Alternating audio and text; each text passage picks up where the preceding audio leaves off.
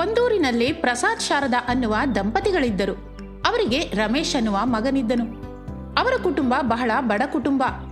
ಪ್ರಸಾದ್ ರಮೇಶರು ವ್ಯವಸಾಯ ಮಾಡುತ್ತಾ ಇದ್ದರು. ವ್ಯವಸಾಯದಲ್ಲಿ ಸರಿಯಾಗಿ ಆದಾಯ ಇರದೆ ಸಾಲ ಮಾಡುತ್ತಾ ಕಾಲ ಕಳೆಯುತ್ತಿದ್ದರು. ಶಾರದಾ ಮಾತ್ರ ತಾನು ಧನವಂತಳು ಆಗಬೇಕು ಎಂದು ಕನಸು ಕಾಣುತ್ತಿದ್ದಳು. ಒಂದು ದಿನ ಶಾರದಾ ತನ್ನ ಮಗ ರಮೇಶನ ಹತ್ತಿರ ಹೀಗನ್ನುತ್ತಾಳೆ. ರೇ ರಮೇಶ್, ನೋಡ್ತಾ ಇರೋ, ಯಾವುದೋ ಒಂದು ದಿನ ನಾನು ಬಹಳ ದೊಡ್ಡವಳಾಗ್ತೀನಿ. ನನ್ನ ಆಸೆ ತೀರುತ್ತೆ ಕಣೋ. ಅಮ್ಮ, ನೀನೇನಾದ್ರೂ ಹಗಲು ಕನಸು ಕಾಣ್ತಾ ಇದೀಯಾ ಏನೋ? ಮೊದಲೇ ನಮ್ಮದು ಬಡ ಕುಟುಂಬ. ನಮ್ಮ ಮನೆಯವರು ಕೂಡ ವ್ಯವಸಾಯ ಮಾಡ್ತಾ ಇದ್ದೀವಿ. ದುಡ್ಡು ಕೂಡ ಸರಿಯಾಗಿಲ್ಲ. ಆಸ್ತಿ ಪಾಸ್ತಿ ಅಂತೀಯಾ, ಅದೂ ಇಲ್ಲ. ಇವೆಲ್ಲ ಇಲ್ಲದಿದ್ರು ನೀನು ಮಾತ್ರ ದೊಡ್ಡವಳು ಆಗ್ಬೇಕು ಅಂತ ಹಾಗೇ ಆಗ್ತೀನಿ ಅಂತ ಕನಸು ಕಾಣ್ತಾನೇ ಇದ್ದೀಯಾ. ನಿನ್ನಿಂದ ಅಪ್ಪ ಕೂಡ ಹುಚ್ಚು ಹಿಡಿದ ಹಾಗಿದ್ದಾನೆ. ಅಲ್ಲಿ ನೋಡು ಹೇಗಾಗಿ ಹೋಗಿದ್ದಾನೆ. ನೋಡೋ ಮಗನೇ, ಇವಳ ಬಾಧೆ ಸಹಿಸಲಾದೆ ಹೋಗ್ತಾ ಇದ್ದೀನಿ. ದಿನವೆಲ್ಲ ಇವಳು ಹುಚ್ಚು ಹೆಚ್ಚಾಗಿ ಹೋಗ್ತಿದೆ. ಸಮಯಕ್ಕೆ ಊಟ ಇರಲ್ಲ, ಸಮಯಕ್ಕೆ ಯಾವ ಕೆಲಸವೂ ಆಗ್ತಾನೆ ಇರಲ್ಲ. ಆದ್ರೆ ಇವಳ ಹುಚ್ಚು ಮಾತ್ರ ಹೆಚ್ಚಾಗ್ತಾನೆ ಇದೆ. ನನ್ ಪ್ರಾಣ ತಿನ್ನೋದಿಕ್ಕೆ.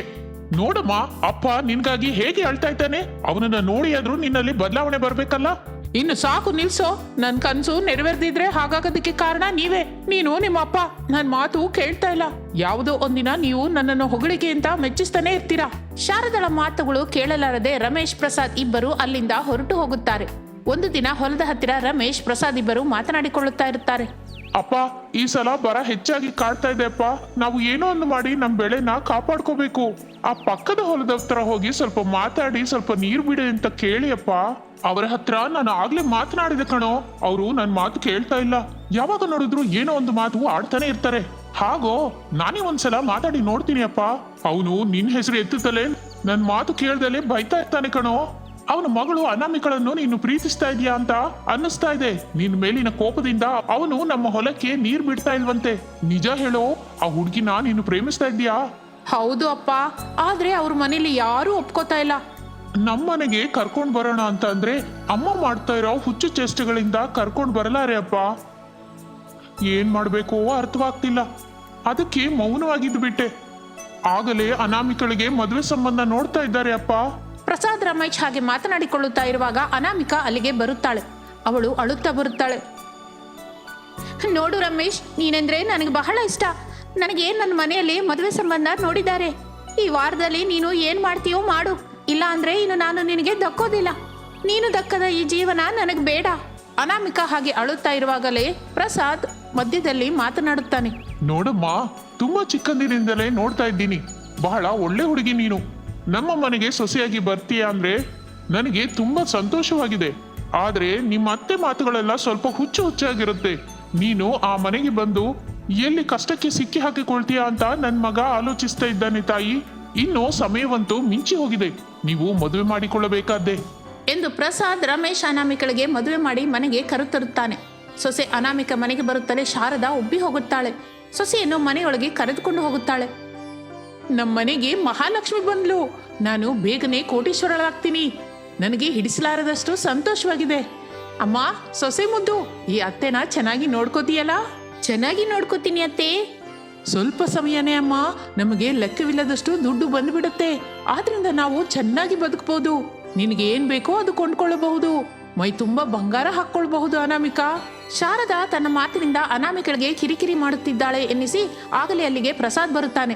ಶಾರದಾ, ಸೊಸೆ ಹತ್ರ ಯಾವಾಗ್ಲೂ ಹೀಗೆ ಮಾತಾಡ್ತಾ ಇರ್ತೀಯಾ? ಈಗ್ಲೇ ಮನೆಗ್ ಬಂದಿದ್ದಾಳಲ್ಲ, ಸ್ವಲ್ಪ ಪ್ರಶಾಂತವಾಗಿ ಇರ್ಲಿಕ್ಕೆ ಬಿಡು. ದಿನಗಟ್ಟಲೆ ಮಾತಾಡ್ಕೋಬಹುದು. ಹೌದಮ್ಮ, ನೀನು ಸ್ವಲ್ಪ ವಿಶ್ರಾಂತಿ ತಗೋ. ಹೋಗಮ್ಮ, ಹೋಗು ಹೋಗು. ಇನ್ನು ಅನಾಮಿಕಾ ರಮೇಶ್ ಪ್ರಸಾದ್ ಆ ರೂಮಿನಿಂದ ಹೊರಗೆ ಬಂದು ಬಿಡುತ್ತಾರೆ.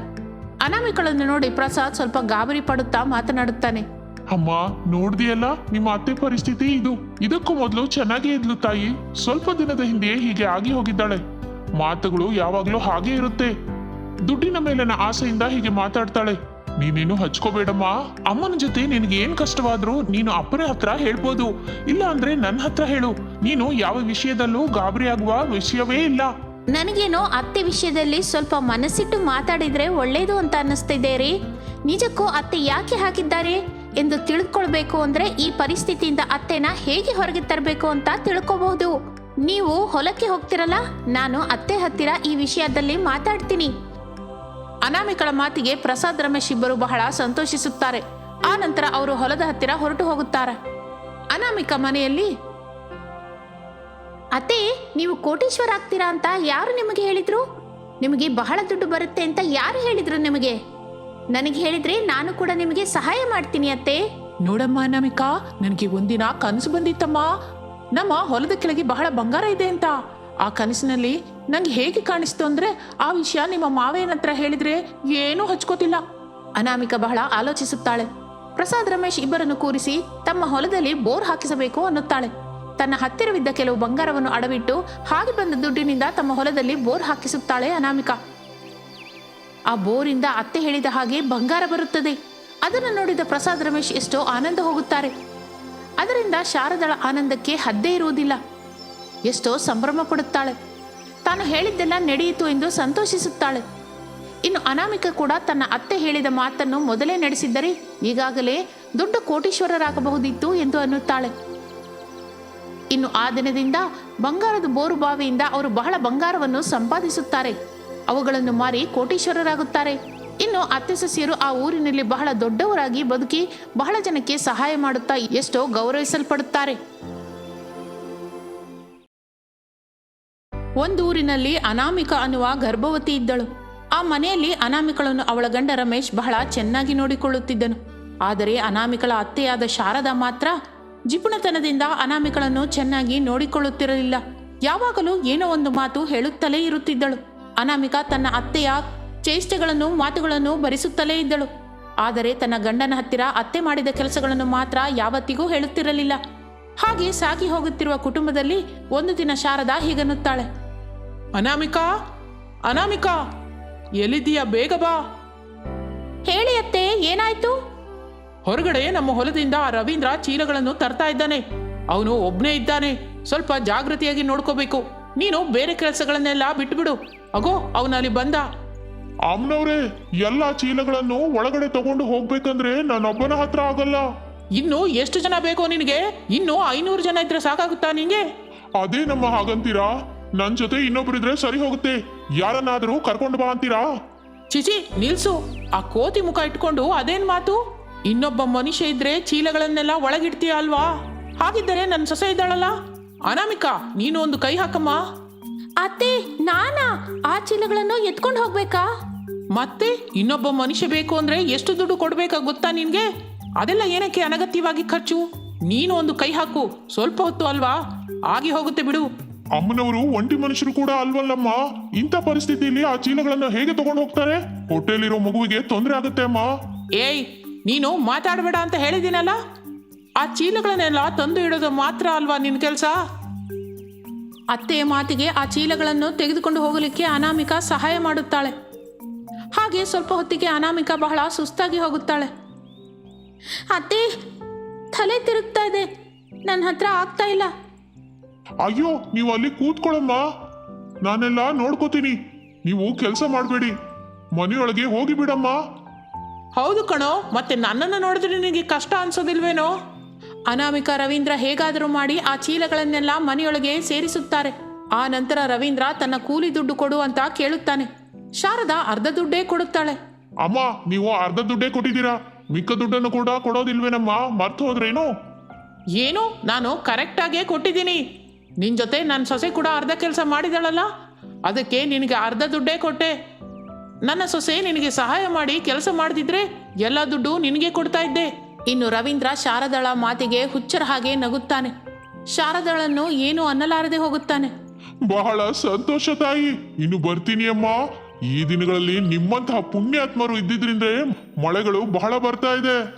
ನಾನು ಹೋಗ್ತಿದ್ದೀನಿ ಎಂದು ವ್ಯಂಗ್ಯವಾಗಿ ಮಾತನಾಡುತ್ತಾ ರವೀಂದ್ರ ಅಲ್ಲಿಂದ ಹೊರಟು ಹೋಗುತ್ತಾನೆ. ಅನಾಮಿಕ ಬಹಳ ಆಯಾಸದಿಂದ ಮನೆಯೊಳಗೆ ಹೋಗಿ ಮಲಗುತ್ತಾಳೆ. ಮನೆಯೊಳಗೆ ಹೋದ ಸೊಸೆಯನ್ನು ನೋಡಿದ ಶಾರದಾ ತಟ್ಟುಕೊಳ್ಳದೆ ಹೋಗುತ್ತಾಳೆ. ತಕ್ಷಣ ಅಡುಗೆ ಮಾಡುವಂತ ಹೇಳುತ್ತಾಳೆ. ತನಗೆ ಹಿಡಿಸಿದ ಚಿಕನ್ ಕಬಾಬ್ ಮಾಡುವಂತ ಹೇಳುತ್ತಾಳೆ. ನೋಡಮ್ಮ, ಈ ದಿನ ನಾನು ಬಹಳ ಸಾಮಾನು ತಗೋಬೇಕು ಅಂತ ಹೋದೆ ಅಲ್ಲ, ಆ ಭಾಷಾ ನನಗೆ 1000 ರೂಪಾಯಿ ಕೊಡಬೇಕು. ಅವನು ದುಡ್ಡು ಕೊಡದೆ ಜಾರ್ಕೊಂಡ. ನಾನು ಸುಮ್ಮನಿರ್ತೀನ? ಅವನ ಅಂಗಡಿಯಿಂದ ಬಹಳ ಬಲವಾದ ಕೋಳಿ ತಗೊಂಡು ಬಂದಿದ್ದೀನಿ. ಬಹಳ ದಿನಗಳಾಯ್ತಮ್ಮ ಚಿಕನ್ ತಿಂದು. ನೀನು ಬಹಳ ಚೆನ್ನಾಗಿ ಮಾಡಿ ಇಡ್ತೀಯ. ಅತ್ತೆ, ನನ್ನ ಪರಿಸ್ಥಿತಿ ನಿಮಗೆ ಅರ್ಥವಾಗ್ತಿಲ್ಲ. ನಾನು ಗರ್ಭವತಿ. ಹೀಗೆ ಕೆಲಸ ಮಾಡ್ತಾ ಹೋದ್ರೆ ನನ್ನ ಹೊಟ್ಟೆಲಿರೋ ಮಗುವಿಗೆ ಬಹಳ ಪ್ರಮಾದ. ನೀವು ಸ್ವಲ್ಪವಾದರೂ ಅರ್ಥ ಮಾಡ್ಕೊಳ್ಳಿ ಅತ್ತೆ. ಅಂದ್ರೆ ಏನೇ ನಿನ್ನ ಉದ್ದೇಶ?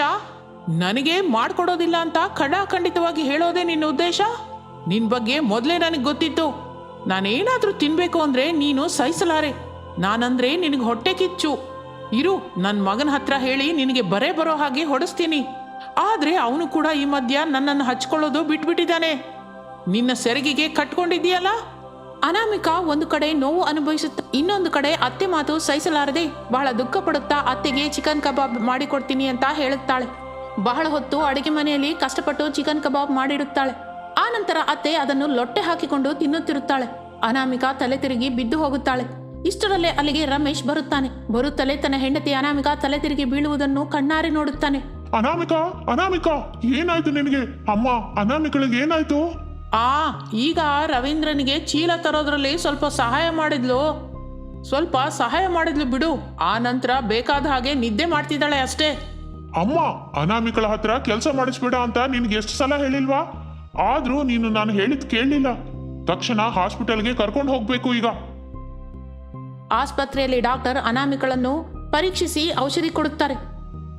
ಸ್ವಲ್ಪ ದಿನ ಆಕೆಯ ಹತ್ತಿರ ಯಾವ ಕೆಲಸವೂ ಮಾಡಿಸಬೇಡಿ. ಆಕೆಗೆ ಬಹಳ ವಿಶ್ರಾಂತಿ ಬೇಕು. ಮನಸ್ಸಿನಲ್ಲಿ ಆಕೆ ಏನಕ್ಕೋ ಭಯಪಡುತ್ತಾ ದುಃಖ ಪಡುತ್ತಿದ್ದಾಳೆ.